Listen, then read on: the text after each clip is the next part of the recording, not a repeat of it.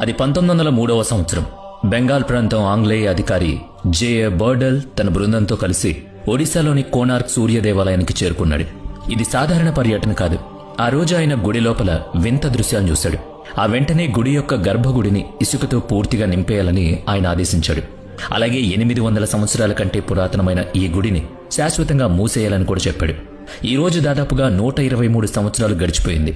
కానీ ఆ గర్భగుడిలో ప్రపంచం నుంచి దాచాల్సినంత భయంకరమైన రహస్యం ఏంటి అనే ప్రశ్న అలాగే ఉండిపోయింది. ఈ రోజు మనం కోనార్క్ను శిథిలమైన ప్రదేశంగా చూస్తున్నాం.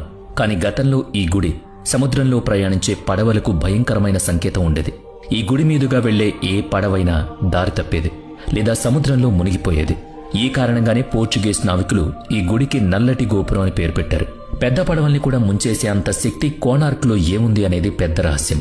ఒడిశా సముద్ర తీరంలో ఉన్న ఈ కోనార్క్ గుడికి 800 సంవత్సరాల కంటే ఎక్కువ చరిత్ర ఉంది. ఇది భారతదేశపు అద్భుతమైన వాస్తు శిల్పానికి నిదర్శనం.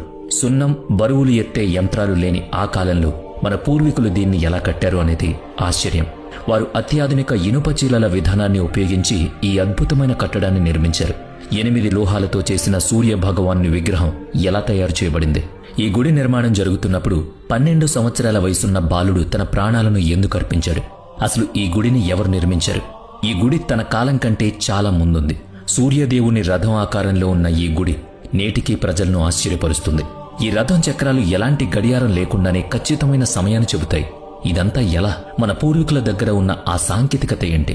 ఇంతటి అందమైన గుడి శిథిలాల రూపంలోకి ఎందుకు మారింది? ఇది ఆ 12 సంవత్సరాల బాలుడి శాపమా లేదా దండయాత్రల కుట్ర? ఈ కథలో మనం కోనార్క్ సూర్య దేవాలయ నిర్మాణ కథను, అలాగే శాస్త్రవేత్తల్ని ఆశ్చర్యపరిచే దీని అద్భుతమైన సాంకేతికతను గురించి తెలుసుకోబోతున్నాం. కోనార్క్ గొప్పతనాన్ని అర్థం చేసుకోవడానికి మనం చరిత్ర పుటల నుంచి ద్వాపర యుగం కాలానికి వెళ్ళాలి. ఈ గుడి పునాది రాజు అత్యాశ వల్ల పడలేదు, కొడుకు పశ్చాత్తాపం వల్ల ఏర్పడింది. అది శ్రీకృష్ణుడు జాంబవతుల కుమారుడైన సాంబుడి కథ. అతను తన అద్భుతమైన అందం, ఆకర్షణీయమైన వ్యక్తిత్వానికి ఆ కాలంలో చాలా ప్రసిద్ధి. కానీ ఆ అందమే అతనిలో అహంకారాన్ని పెంచింది. అతను తరచుగా ఋషులను, పెద్దలను ఎగతాళి చేసేవాడు. పౌరాణిక గ్రంథాల ప్రకారం నారద మహాముని సాంబుడి ప్రవర్తన చూసి కోపగించుకున్నాడు. అతనికి బుద్ధి చెప్పాలని పథకం వేశాడు. నారదుడు సాంబుడిని మోసగించి కొలను దగ్గరకు పంపాడు. అక్కడ అతని సవతి తల్లులు అంటే శ్రీకృష్ణుని ఇతర భార్యలు స్నానం చేస్తున్నారు. శ్రీకృష్ణుడు తన కొడుకును అక్కడ చూసి తీవ్రమైన కోపానికి గురయ్యాడు. ఆయన దీన్ని క్షమించరాని నేరంగా భావించాడు. ఆ కోపంలో సాంబుడికి భయంకరమైన కుష్టు వ్యాధి రావాలని శపించాడు. క్షణాల్లోనే సాంబుడి అందమైన శరీరం వికృతంగా మారిపోయింది. అవయవాలు పనిచేయడం మానేశాయి. శరీరమంతా బాధాకరమైన పుండ్లతో నిండిపోయింది. ఎంతో బాధ, అపరాధ భావంతో ఉన్న సాంబుడు తన తండ్రి పాదాలపై పడ్డాడు.